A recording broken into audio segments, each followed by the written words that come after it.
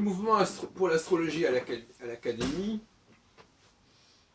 est indissociable d'une autre structure que nous avions constituée dès 1975, il y a 40 ans, qui est la Faculté libre d'astrologie de Paris. En fin de compte, les colloques d'astrologie, nous avions appelé à l'époque les Journées internationales d'astrologie de Paris, les JIAP, ça reste valable d'ailleurs. Les colloques ne sont pas concevables en astrologie sans un entraînement, sans une formation. C'est comme si je vous disais qu'on peut participer à un match de foot sans avoir un entraînement.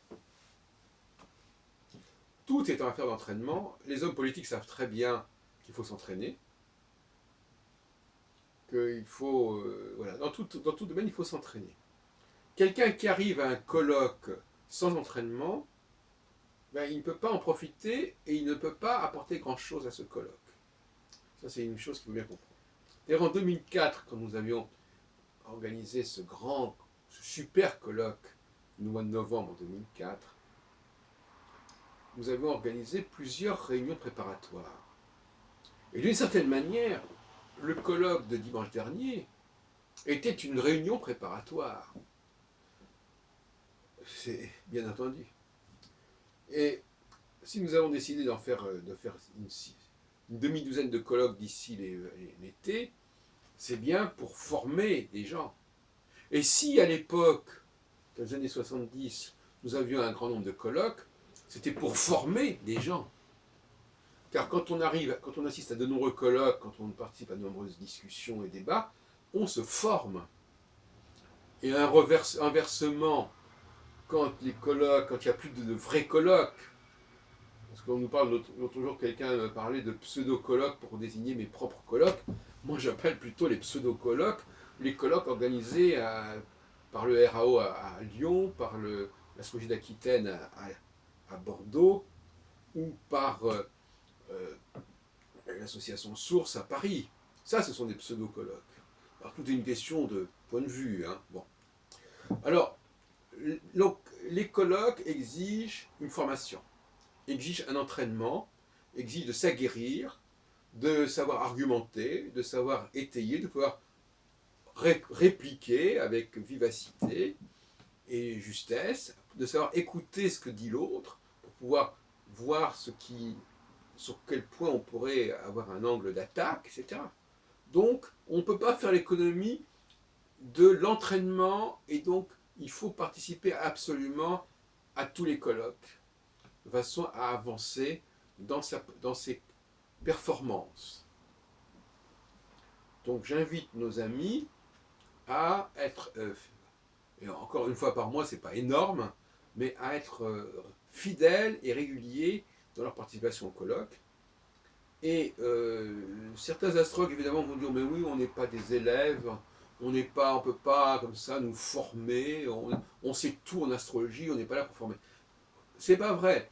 Le savoir, c'est une chose, la capacité à développer ce savoir, à l'exprimer, à le faire connaître, à le discuter, c'est une autre chose. Donc, pas d'amour-propre mal placé. Hein. Alors, certains diront, mais pourquoi vous pensez que vous, monsieur Alpron, vous êtes plus capable que les autres de former des astrologues au colloque, donc à la discussion avec des adversaires, des sceptiques de l'astrologie, ou simplement avec des gens qui n'ont pas le même avis que vous sur l'astrologie, hein, qui sont des réformateurs pour une raison ou pour une autre, peu importe. Le débat, il n'est pas uniquement entre astrologues et non-astrologues, il est également entre astrologues. Eux-mêmes croyaient que Kepler, il était d'accord avec tous les astrologues de son temps. Certainement pas, on sait très bien que ce n'est pas le cas.